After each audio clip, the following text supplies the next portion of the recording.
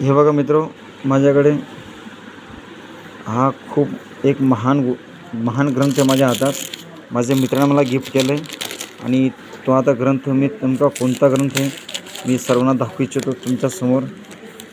आणि टार्गेट घेतलं आहे हा ग्रंथ वाचण्याचं. एक उघडतो आहे, त्याला वेळ लागतो, क्षमा करा. मी त्याला शॉर्टकट, त्याची पॅकिंग भरपूर जबरदस्त केली आहे, पण मी शॉर्टकट पद्धतीने त्याला मी ओपन करण्याचा प्रयत्न करतो आहे. बघत राहा नेमकं काय मी तुमच्या समोर त्याला ओढतो आहे. तुम्हाला पण वाटत असेल नेमकं काय आहे. बघा तर तुम्ही एकदा. तुम्हाला कदाचित ज्यांना समजलं असेल त्यांना समजलं पण असेल, पण मी तुम्हाला दाखवू इच्छितो नेमकं काय आहे. आणि हा एक वाव, भारताचे संविधान शिल्पकार डॉक्टर बाबासाहेब आंबेडकर. आणि बघा मी किती भाग्यवान आहे की आज हा ग्रंथ मी हाती घेतला आहे आणि याला मी आजपासून वाचायला सुरुवात करतो आहे. खूप आनंद वाटतो आहे मला हा ग्रंथ बघून.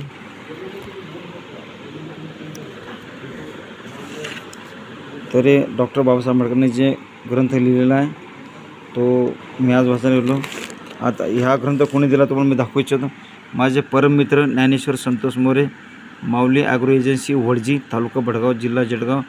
माझा परम मित्र आहे. आम्ही क्लासमेट पण आहेत माझा मित्र आणि भरपूर वर्षापासून आम्ही सोबत आज पण कॉन्टॅक्टमध्ये आहोत.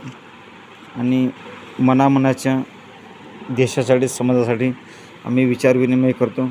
आजच्या पिढीसाठी नवनवीन आम्ही काव्य वगैरे तयार करत असतो. आणि हे बघा, भारत संविधान हा ग्रंथ आम्ही वाचायला आजपासून घेतो आहे मित्र. आणि खूप आनंद वाटतो मला. हा ग्रंथ मला मित्राने दिला आहे आणि खूप भाग्यशाली मी समजतो स्वतःला की त्या मित्राने मला निवडलं. आणि बघा हे मला खरंच आनंद वाटतो आहे.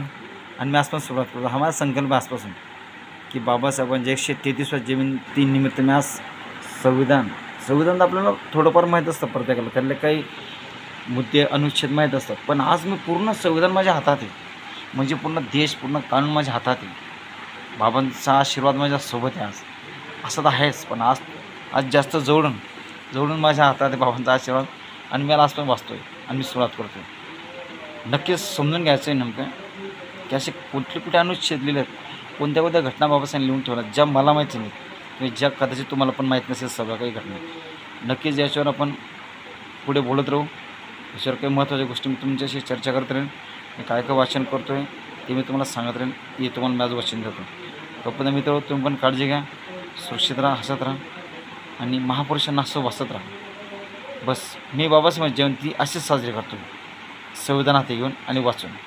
हो, महापुरुषांची जयंती अशीच साजरी करायला पाहिजे असं माझं मत आहे. जयंती करण्यासाठी माझा अजिबात विरोध नाही, पण जयंती अशा पद्धतीने जर साजरी केली की त्या महान आत्म्याला, त्यांच्या आत्म्याला एवढी शांती भेटेल ना, मी सांगू नाही शकत तुम्हाला. बस मित्र, मी जास्त बोलत नाही. थँक्यू. तुम्ही सोबत राहा माझ्या. मी नक्कीच याला वाचण्याचा पूर्ण प्रयत्न करेन. थँक्यू. नमस्कार. जय हिंद, जय भारत, जय महाराष्ट्र.